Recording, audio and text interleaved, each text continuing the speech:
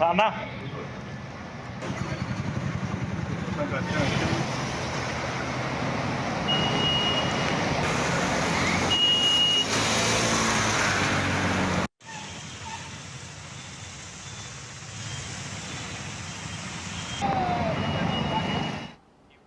భారీ వర్షానికి కరీంనగర్ అతలాకుతలమైంది.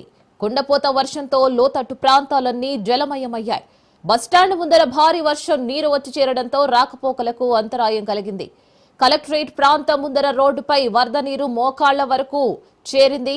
పట్టణంలోని కొన్ని ప్రాంతాలలో మనకమ్మ తోట, రామ్నగర్లలో వరద నీరు ఇళ్లలోకి చేరడంతో ప్రజలు ఇబ్బంది పడుతున్నారు.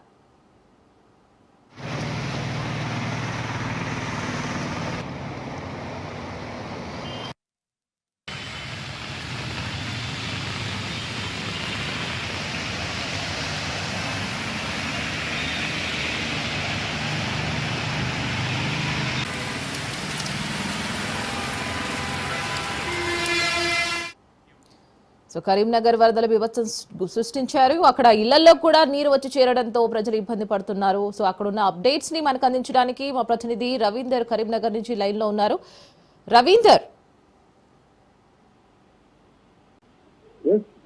కరీంనగర్ జిల్లా వ్యాప్తంగా ఇప్పటివరకు చూసుకుంటే ఇంకా రాత్రి నుంచి కురుస్తున్న వర్షాల కారణంగా కూడా కరీంనగర్ టౌన్ లో ప్రత్యేకంగా దాదాపు ఇటు రాజీవ్ చౌక్, అదే విధంగా కలెక్టరేట్ ప్రాంతం, అదే విధంగా బస్టాండ్ ముందు ఆవరణం కూడా అది మొత్తం కూడా ఈ వాటర్ అధికంగా వర్షంకు వాటర్ అధికంగా రావడంతో మొత్తం అక్కడ రాకపోకలు బంద్ అవడం జరిగింది. అదే విధంగా ట్రాఫిక్ పోలీసులు కొన్ని బారిగేట్లను కూడా ఏర్పాటు చేయడం జరిగింది. అంటే మోకాలకు పైగా వాటర్ రావడంతో కూడా ఆ ఫ్లో అనేది అధికంగా వస్తుంది కాబట్టి అక్కడ బారిగేట్లు కూడా ఏర్పాటు చేసి ఎవరిని కూడా అక్కడ నుంచి రాకపోకలు కూడా బంద్ చేసి ఎవరిని కూడా ఆ ప్రాంతం నుంచి పంపించకుండా పోలీసులు అయితే అక్కడ బారిగేట్లు ఏర్పాటు చేయడం జరిగింది. అదే విధంగా ఆ కరీంనగర్ లోని కొన్ని ఏరియాలు అంటే ఇటు మంకమ్మ తోట కావచ్చు, కొన్ని ఏరియాలలో ఈ భారీ వర్షం కురియడంతో కూడా మొత్తం ఆ డ్రైనేజీ వ్యవస్థ అంతా కూడా అస్తవ్యస్తంగా ఉంది. పెద్ద డ్రైనేజీ ఉండడంతో కూడా దాంట్లో నుంచి వాటర్ అధికంగా చేరడం, కొన్ని ఇళ్లలోకి కూడా వాటర్ చేరిన పరిస్థితి చెప్పవచ్చు.